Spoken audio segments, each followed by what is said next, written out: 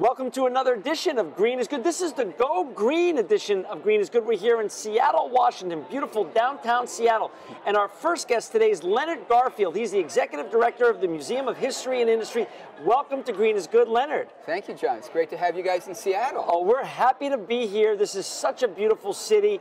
And, you know, before we get talking about your wonderful Museum of History and Industry, can you share a little bit about Leonard Garfield, how you even came to be interested in sustainability and got working at the museum? Well, that's a good question. You know, Seattle's a place that loves its natural environment. We love our mountains, we love our water. So I spend a lot of time out there. But I'm also passionate about history and have spent a lot of time thinking about the history of this region, the history of the United States, and noticed, John, that there really is an interesting balance between preserving the world that we all inherit and making progress as we try to become a better community. So I've spent a lot of my life trying to understand lessons from our past that we can apply to address some of the challenges we face today. Got it. And for our listeners and viewers out there, to learn more about the Museum of History and Industry, you could go to www.mohai.com, Mohai, mohai.com. So tell us a little bit about the start of your museum and how it came to be and where you are today. Yeah. Well, you know, we've been around for a long time as a museum. We've actually been around for almost 100 years. Wow. But we are in a brand new building in Seattle. We did a LEED certified project, Platinum, one of the very few museums in the United States to achieve that status, in a building that was a Naval Reserve armory, and now it's been completely reborn as an amazing history museum with all kinds of great stories and experiences right on the shores of South Lake Union here in downtown Seattle. So you recycled the building? We recycled the building. We followed every environmental standard because this is a community that believes in sustaining the environment. Wow. And we wanted to make sure that we were holding true to that That is wonderful. policy. How many years in advance did you make that decision, and how long did it take for you to evolve the project, build it, and also then layer the LEED certification on top of it? It was about 10 years, maybe even a little bit longer. Wow.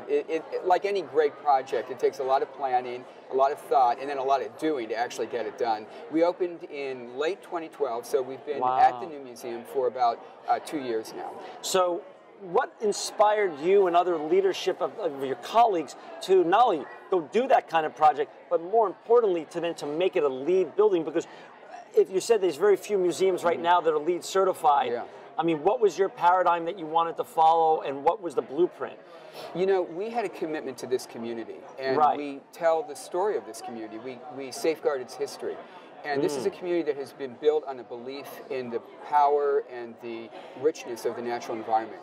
We felt we had to do our part to be sustainable in any way we could. So we set for ourselves a very, very high standard, and we achieved LEED Platinum certification. Wow. And really in everything we do, John, not just in building the museum or exhibits or the restoring the structure, but even in our programs and the way we serve our guests and the way we treat ourselves, we try to follow the best environmental practices. Because really that is not only about our history, that's really about our future. You know, Leonard, if I was to come over, and I'm going to come over when next time I'm back in Seattle, if I was coming over today, share with our listeners and our viewers, what are some of the unique elements of the LEED certification and the greening of your museum that they wouldn't see necessarily at other places? Well, the first thing you're going to see is an amazing historic building. The building's been around for half a century. Wow. It's beautiful. It's Art Deco design. It was built during the Great Depression, opened up at the very start of World War II, so there's a lot of history there, and that's probably one of the most fun things about the museum. But when you walk inside, you're going to see this incredibly soaring open space with all natural materials, all restored from their original construction 60 years ago. Wow. And then some amazing exhibitry, all of which is built to be compatible with the historic character of the building and to follow the highest environmental standards. And you're not just going to learn about history, John, you're going to learn about where we are today as a community. In fact, one element of the museum is called the Bezos Center for Innovation, where we actually share the story of the history of innovation in this community, including things that are happening right now. Wow, and this is a very, very innovative community with lots of great entrepreneurs and great brands that have come out of here, so that must be one of the highlights for any visitor. It really is. You know, this is the community that gave birth to the world of flight, commercial aviation with Boeing. We're the home of Amazon, we're the home of Costco. Maybe some of your listeners know Nordstrom. A lot of great brands are based right here in Seattle. Including Starbucks. Oh, how could I forget Starbucks? We love our Starbucks. In fact, you can't go too far in Seattle without finding a Starbucks shop, but also getting a great drink from Starbucks because, you know, they are pioneers in environmental sustainability as well. A lot of our local businesses have really adopted green ethics and green standards as standard operating procedure in Seattle, and we share that story at the museum as well. That's so wonderful. For our listeners who've just joined us, we're here today at the Go Green Conference with Leonard Garfield. He's the Executive Director of the Museum of History and Industry. So tell Leonard, share a little bit why you're here today and how you're interacting with the Go Green Conference. Well, I was contacted by the conference to shed a little bit of light on the history of Seattle in terms of its environmental innovations, its history of transportation. We've really done some amazing things in this community over the last many years to really try to understand how to live in harmony with nature, to build a healthy economy, but not to do it at the risk of preserving our environment. So there are a lot of lessons from our history that we can apply to some of today's challenges, and that's what I've been talking about at the conference. Gotcha. And you're presenting today? Right. I presented at the keynote session, which actually, John, we just had. Oh, wonderful. And it was fun because I got to talk a little bit about Seattle 100 years ago, and you know what? We were facing the same challenges. How do we get around in a way that's environmentally sustainable? How do we build a community that has a healthy quality of life, but also a robust economy? All the issues that every city in America is addressing, there are lessons from our past that we actually can learn from, and that's what I was sharing with the conference. Well, in terms of the museum, what items in sustainability now, you know, every day we turn on the news and we're hearing about climate change. Right. We're hearing about water drought and shortages that are imperiling so many parts, not only of the United States, but the world. What are the bigger challenges that you've taken on to highlight at the museum, to showcase? Yeah, well, you know, we start this story actually thousands of years ago because the Native American community, which was resident here in the Seattle area for millennium, actually were very, very smart about how to live in a sustainable way. And there were lessons there that they passed on to the American community, but they're lessons that really we try to shed light on now because they're important. How to understand the most efficient use of materials, how to recycle materials. All of those things which seem so new to us actually have a long tradition. And then as we look at our own industry over the last several hundred years, it's been very interesting to see whether it's in aviation, whether it's in the timber industry, or whether it's in global retail like a Starbucks, how have companies adapted to the threat of climate change, the need for higher standards of recycling, all of those issues, as they played out over the decades, we provide insight into those stories. Since reopening LEED Platinum certified in 2012, have other museums from around the United States and the world come and met with you and studied your museum and how they can now try to aspire and achieve that type of status as well? Well, you know, the museum community around the world is really connected. We all learn from each other, and lots of people have come to our museum in the last few years. We get a lot of very positive feedback. But you know, John, we're also learning from others because the one thing about sustainability is there's no real endpoint.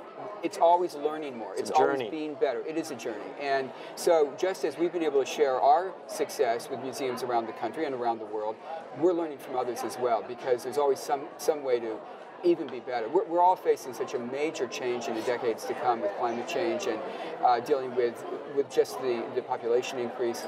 And that has to play out at every institution, at every level. And even a museum has to learn to adapt to that. So we're keeping our eyes open for best practices. In your travels specifically, Leonard, when you get to go and travel and visit other museums, what other museums have impressed you with their standards and what they're also putting in place or trying to message to their client base? And what are you going to bring back to Seattle that you've seen recently in the last couple of years? Wow, fantastic question because there's so many great museums.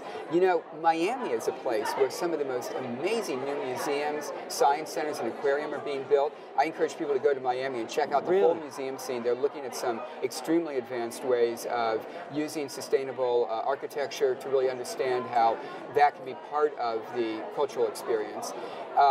There are so many great museums. There's a new natural history museum in Salt Lake City, which I encourage, again, your viewers to check out if they're ever in the Rocky Mountain area. So many good museums around the country.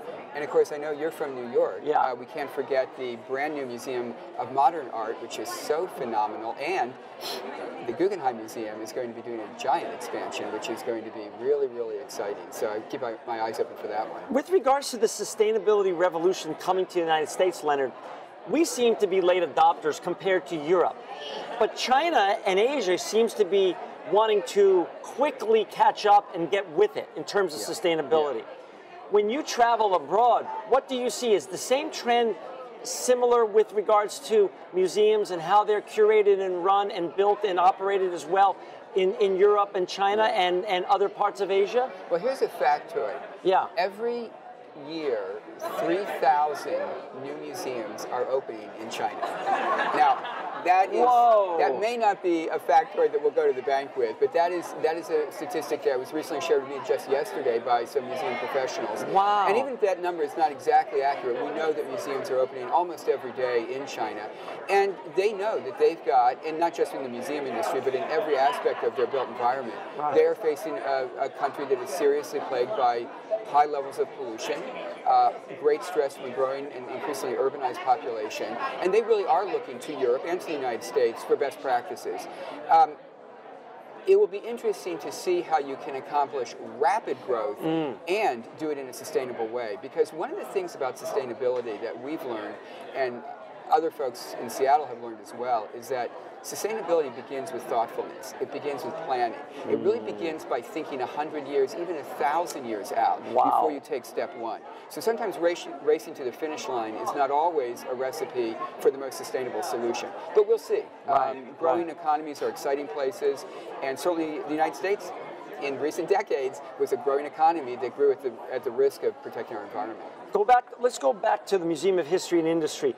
What are you excited about that's coming in the coming months or years in terms of things that you're planning to do and show to the great public that wants to come and enjoy your wonderful museum? Well, we have lots of things on the schedule, but one of the things that I'm most excited about is that we have begun to focus on innovation, including sustainability, as a real topic to explore, to create experiences for young people to learn more about it. And we've begun to do that. You're going to be seeing more of that at our museum, the Museum of History and Industry in Seattle. So I would encourage everybody to just keep their eyes open. All museums are always changing, and we always try to keep something new and fresh out there.